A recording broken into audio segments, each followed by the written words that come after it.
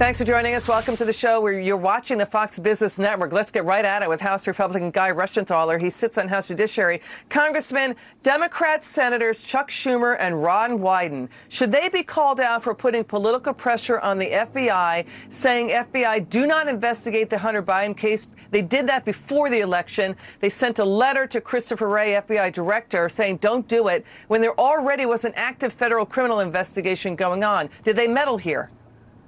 Well, Liz, of course they meddled. And first off, thanks for having me on. And as always, please call me Guy. But Liz, let's say the roles were reversed. And these were Republicans telling the DOJ to sit on a story regarding a Republican presidential candidate's family.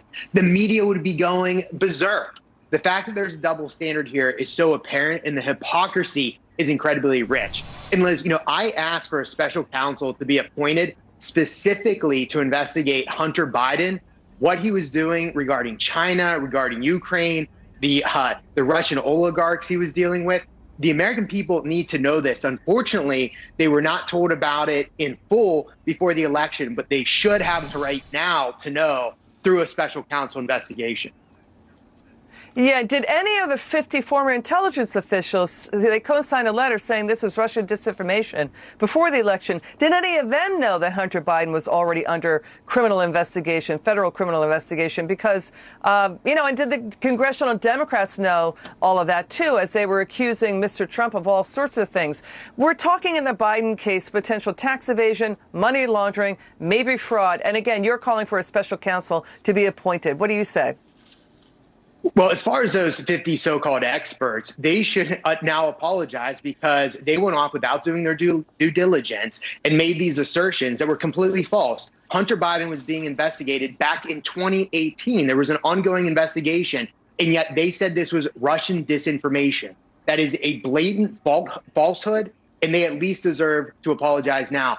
Also, we need to hold the mainstream media to account because they completely covered this story up. They censored the New York Post article, and big tech oligarchs censored this story. They shut down my Twitter and my Facebook ability to share a story that was posted by the New York Post. So again, the mainstream media, where were they at the beginning of this story? And why was it that the big tech oligarchs were able to shut down and censor this story?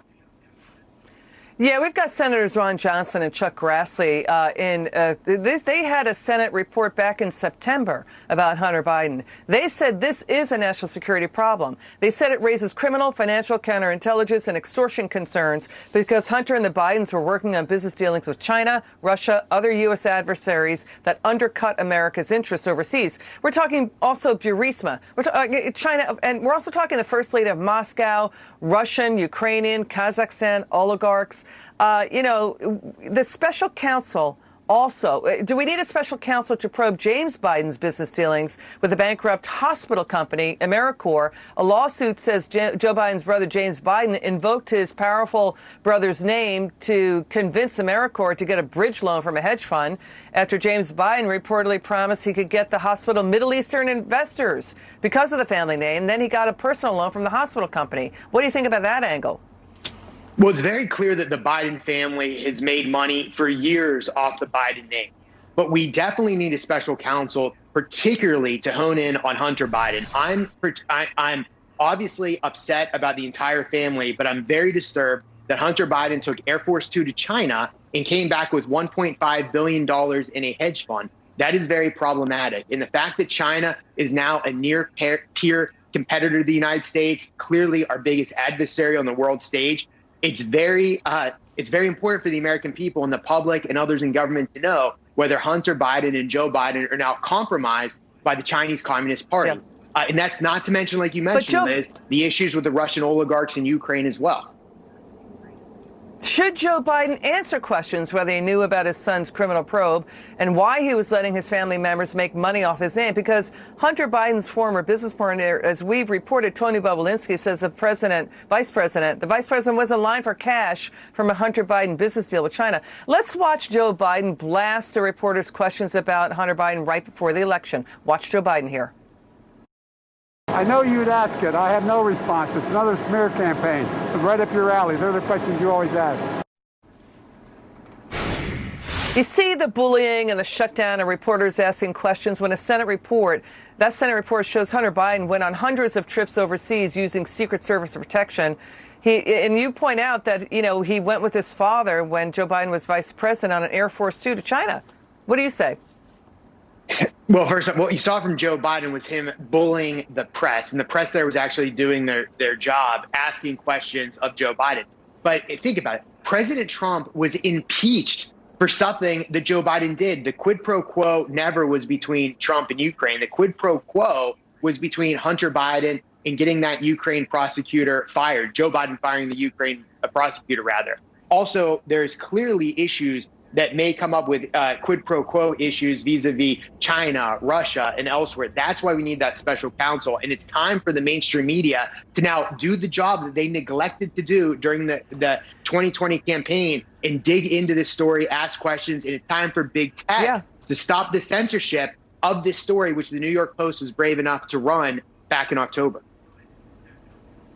Yeah, I mean, I think, Americans deserve a fresh look at this and airing about how we don't know if foreign policy was affected in any way. Maybe it wasn't. Maybe it was.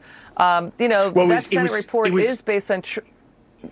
Yeah, go ahead. I was just going to say, Liz, we know it was impacted because you had a Ukrainian prosecutor that got fired that was investigating Burisma when Hunter Biden was on the board of Burisma. So we have at least one instance. Yeah, I understand that. We hear that, but there's that story because that prosecutor was accused of corruption. I hear what you're saying. That and what happened with China. I don't know. People are saying there should be a fresh look at this because we're seeing Treasury Department suspicious activity reports, millions of dollars coming out of China through shell companies toward the Bidens. To fund things like global shopping sprees for James Biden and his wife. And China is working with Russia on energy deals, and Hunter Biden was involved in that too, with, about a stake from CEFC to buy a stake in Rosneft. It's a lot of angles here. Congressman, final word. Where is this headed? Well, I was just going to say, Liz, I really think that we're just at the tip of the iceberg when it comes to this story. And if we have a special investigator, special prosecutor appointed that actually does a thorough investigation that's independent of an incoming possible Biden administration, I think there's going to be a lot more here than what we're just hearing now. I think this story runs deeper than we can even imagine right now. Well, they would have to move fast to get one pointed. We'll have to see. Thank you, Congressman. It's good to see you. Thank you so much for joining us.